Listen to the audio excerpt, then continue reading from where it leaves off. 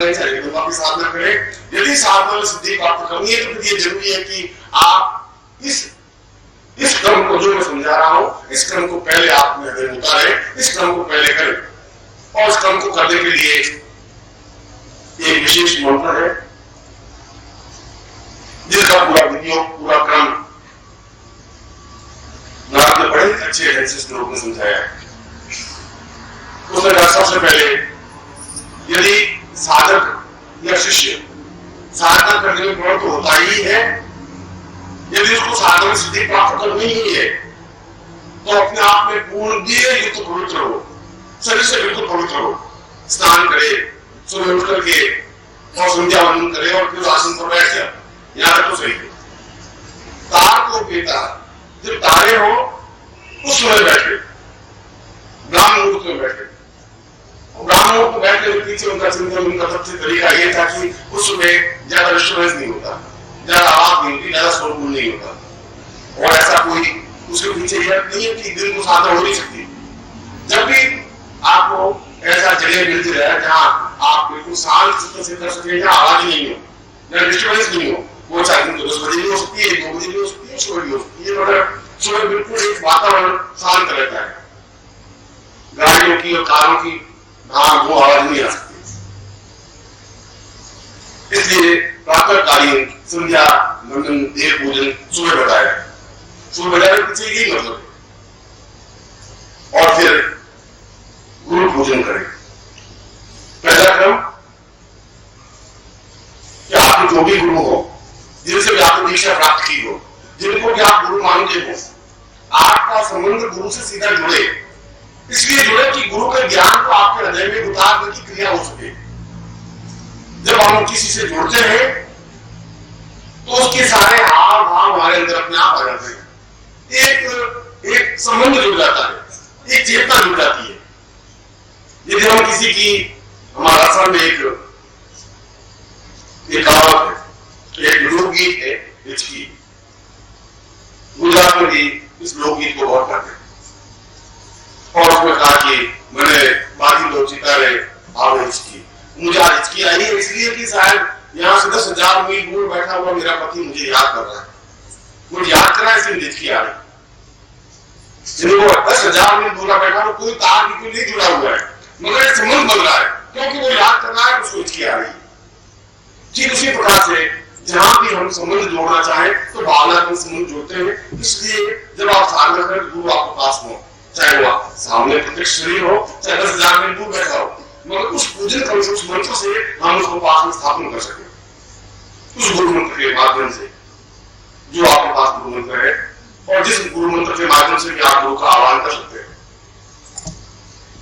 उसकी एक माला मंत्र जाप करने के, उसका पूजन करने के बाद, उसकी एक माला मंत्र जाप करने के बाद फिर एक विशिष्ट मंत्र जिससे कि मन एकाग्र हो सके, उसके लिए पहला क्रम में प्राणायाम किया। प्राणायाम का मतलब है कि प्राणों को विश्राम देने की क्रिया, प्राण आयाम। प्राणों को विश्राम देना, प्राण किसे कहते हैं? प्राण कहते हैं श्वास को। अगर श्वास समाप्त है, प्राण समाप्त। इसलिए श्वास को नियंत्रित करने की क्रिया। अभी आप सांस ले रहे तो यार बहुत तेजी से सांस लेंगे या बहुत धीमे सांस लेंगे। सांस लेने का एक सिस्टम नहीं है, सिस्टम नहीं है, एक तरीका नहीं। सांस एक तरीके से ली जाए, प्राणों के माध्यम से आप एक प्राणायाम क्रिया करें, बहुत जोरों के माध्यम से प्राण सांस अंदर लें और रोकें और फिर छोड़ दें। ऐसा 5 या 10 या 15 या 20 बार करें। मन एकाग्र करने की प्रक्रिया समझा रहा हूं, जो कि आपके इस शिविर की आवश्यक कड़ी है, जिसको रोज आपको करना चाहिए। उस कड़ी को समझा रहा मैं। गुरु पूजन की बात करें और प्राणायाम क्रिया करने के बाद अत्यंत धीमी गति से ओंकार ध्वनि उच्चारण करें, क्योंकि पूर्ण ब्रह्मांड या पूर्ण वायुमंडल को अपने आप में समेटने के लिए इसमें प्रश्न पूछा है कि ओम प्रणव क्यों नहीं लगता नवाण में? तो अगर नवर्ण का मंत्र है तो जरूर नहीं प्रत्येक ओम लगे। ओम का मतलब है कि मैं पूरे ब्रह्मांड को अपने आप में उतारने की क्रिया कर रहा हूं, उसको ओम कहते हैं। ओम का तात्पर्य है कि ये समस्त जो ब्रह्मांड है दिशाएं हैं, आकाश है, पृथ्वी है, वह अपने शरीर में उतर सके और मैं अपने शरीर के अंदर से प्राणों को पूरे ब्रह्मांड में फैला सकूं। ये दोनों की क्रिया को ओम कहते हैं। इसलिए ओम की ध्वनि के माध्यम से हम अपने मन को एकाग्र करने की क्रिया का प्रारंभ करें। यहाँ मन की एकाग्र नहीं हुआ, मगर ये जरूरी है कि हम उसके लिए अपनी पृष्ठभूमि बनाएं। मैं प्रैक्टिकल रूप से मैं ओम की ध्वनि कर रहा हूं, आप मेरे साथ ओम की ध्वनि करेंगे, मैं आपको समझाऊंगा, क्योंकि आपके पास प्रैक्टिकल चीज होनी चाहिए। मैं बोलूंगा ओम, आप मेरे साथ ओम की ध्वनि बोलेंगे धीरे से। हरि ओम।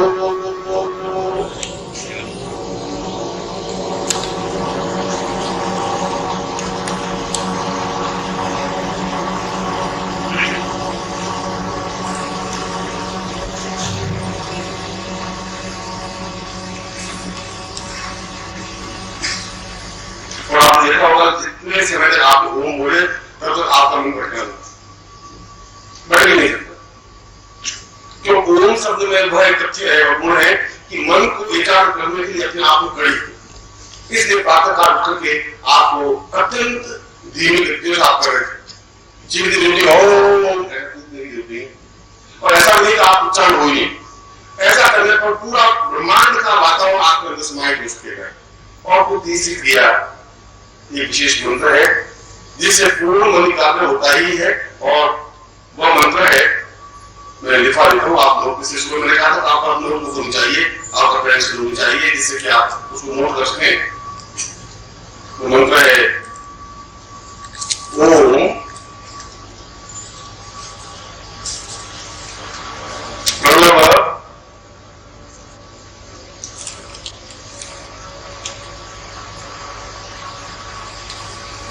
ह्रीं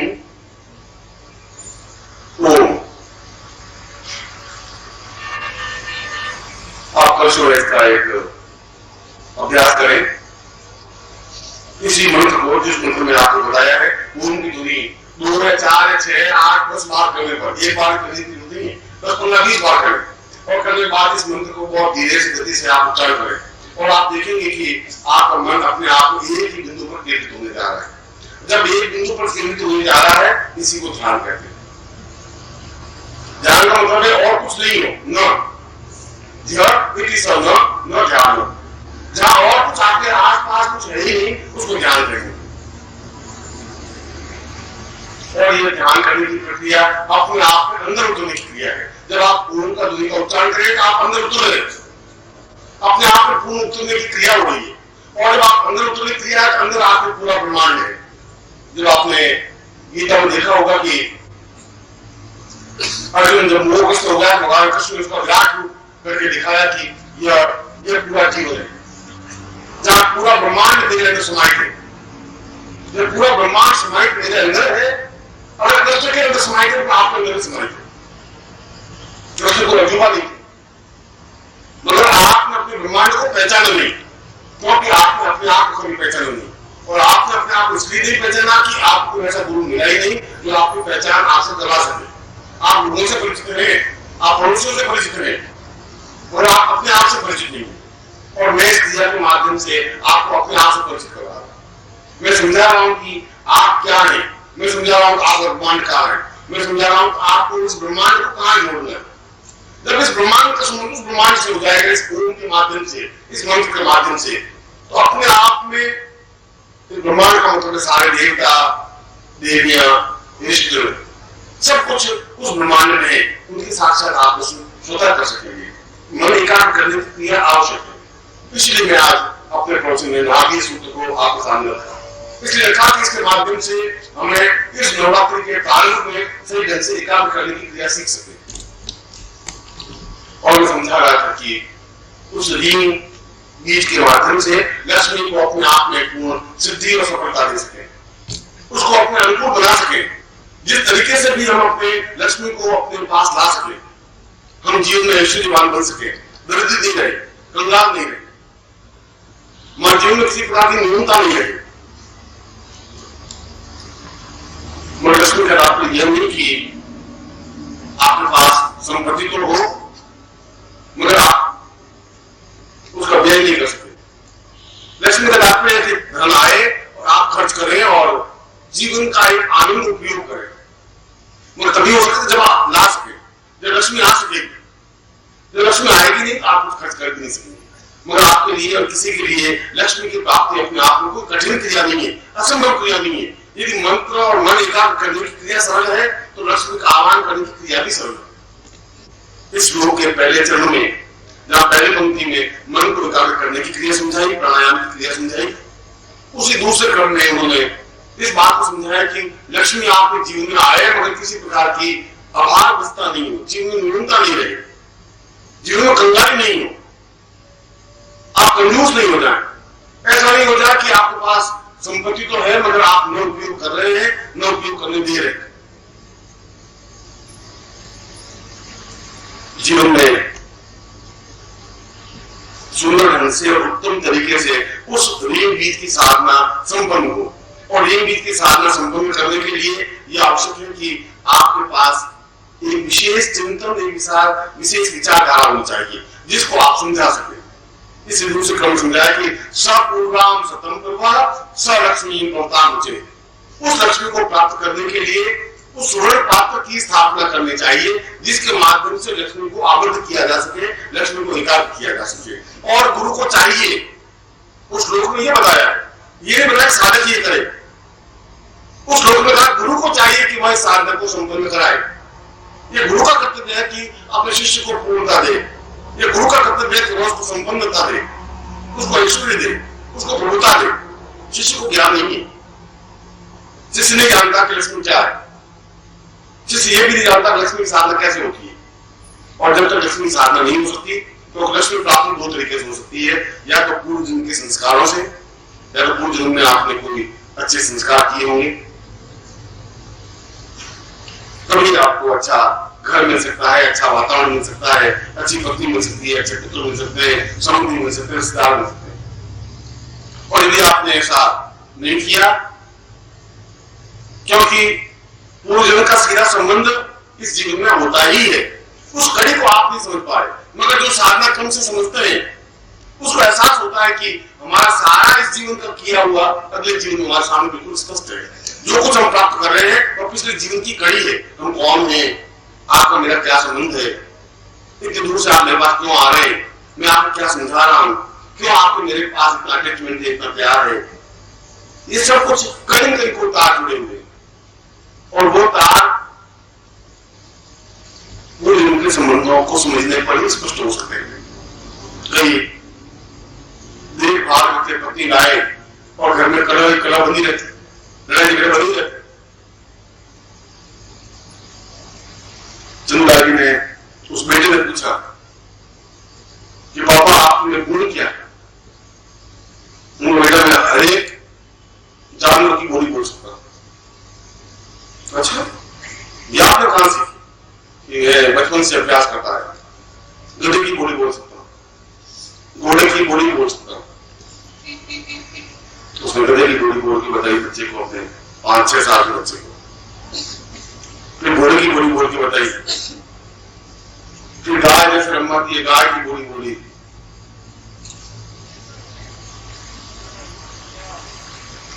फिर लड़के ने कहा कि आपको शेरनी की बोली बोली आती है? तो हाँ, क्या बोली? चंद्रराज ने शेरनी की दहाड़ मारी, आवाज की, अंदर से पत्नी आई, क्या कर रहा है? ये क्या आवाज कर रहा है? शर्म नहीं आ रही तुम्हें?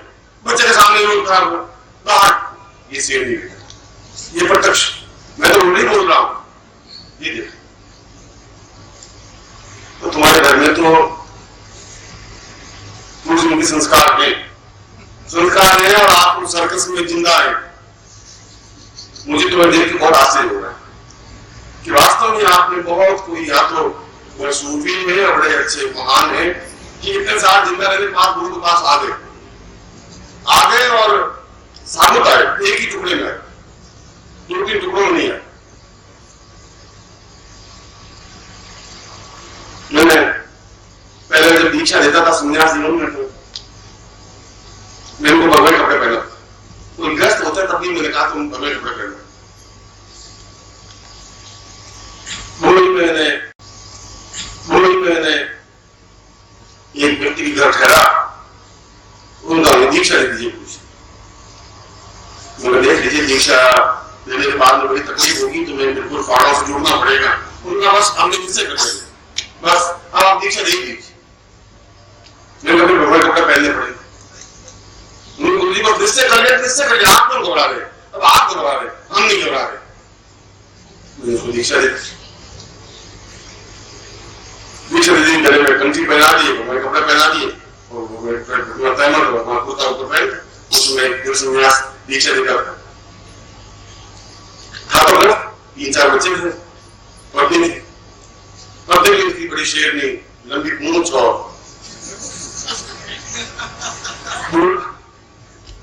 बोलती तो ऐसी लगती जैसे मेरे को एक ही बात कच्चा चबा डालू। मैंने कभी कभी सेक के भी खाया, ये तो जो तुम्हारे हिस्से में आ गए और आ ही गए। अपने बहुत खराब की देख लीजिए, आपने ऐसे रिश्ते कर दिया, देख लीजिए। दीक्षा देने के बाद मेरे दोनों दूसरे से यहाँ चला गया, वो 5 साल के बाद पूछना जा रहे, हम पत्नी को ले जाए, हमारा पुलिस को पकड़ लिया, सारे पति का भागा ले जाए, और का भागा ले जाए, साधु को करते और तो भागा, और मेरे भाई को क्या मारे, अरे बड़े समझे हैं, और तो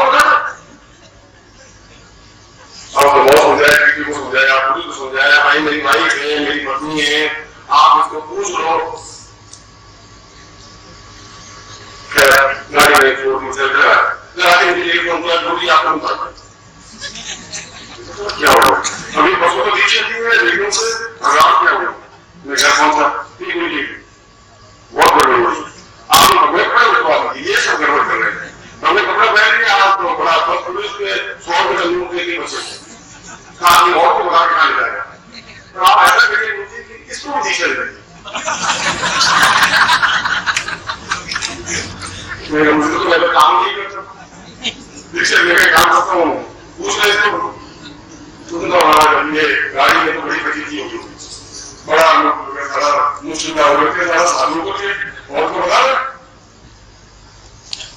तो पत्नी की दीक्षा, पत्नी को दीक्षा दे दी, उसको भगवान कपड़ा पहना, अपनी बड़ी धूम भगवान कपड़ा पहने, फिर धूम बात पूरा तो जाने वो बेचारा पत्नी को लेकर के बच्चों को लेकर के गाड़ी में वो सीधा पकड़ा, दोनों बच्चे भगाने काम कर से करते जोड़ी में क्या कैसा और सारे और भी साथ में अच्छा नंबर है। अच्छा और मैंने कहा कि ऐसा कुछ नहीं है भाई, मैं गुरु की दीक्षा दी है, कौन गुरु जी क्या है, ये बच्चों को छोड़। उसके बाद से मैं भगवान कपड़े पहना दूंगा, लेकिन बड़ी बड़ी थी ऊपर कपड़े पहनाने से कुछ की नहीं है। ये जरूरी है कि आपका शरीर, अपना मन, अंदर का चिंतन, आपके विचार अपने आप में पवित्र, भगवान का मतलब है पवित्र हो। भगवान का मतलब है कि आपका किसी से कोई राग द्वेष नहीं है, किसी राग द्वेष नहीं है। भगवान का तात्पर्य है कि आप निर्मल है, आपका चित्त निर्मल है, आपका शरीर निर्मल है, पवित्र है, दिव्य है, न आप मायाग्रस्त है न मोहग्रस्त है। जब माया मोह से परे हटने की क्रिया है वो भगवान, और यह रीढ़ बीज की साधना भी अपने आप में बिल्कुल निर्मल चित्त से होगी करने की जरूरत है। इसलिए उस सूत्र में कहा गया है कि जब मन एकाग्र हो जाए, जब पूर्णता से मन एकाग्र हो तो स्वर्ण पात्र को स्थापना करेगा। स्वर्ण पात्र का मतलब वो सोने का बर्तन नहीं, यहाँ स्वर्ण का मतलब तो सोना है, मगर उसका स्वर्ण पात्र होता है कि जो समुद्र है वो समुद्र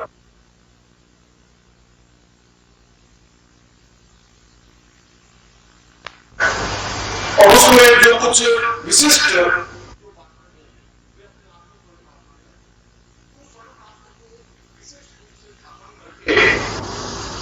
विशेष मंत्रों के साथ में ऐसा विशेष लोग आ रहे हैं, विशेष रूप से स्थापना करके उस स्वर्ण पात्र को या शंख को एक विशेष तरीके से स्थापना किया जाता है।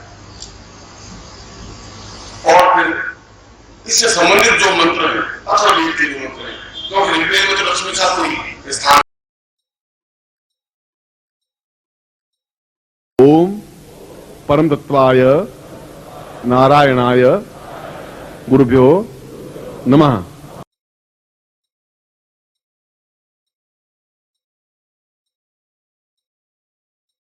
ओम ह्रीं मम प्राण देह रोम प्रतिरोम चैतन्य जाग्रय ह्रीं ओम नमः।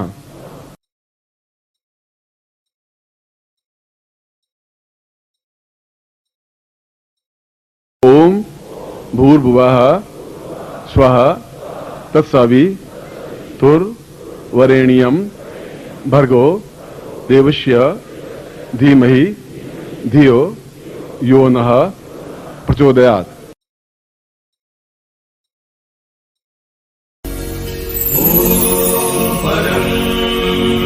तत्त्वाय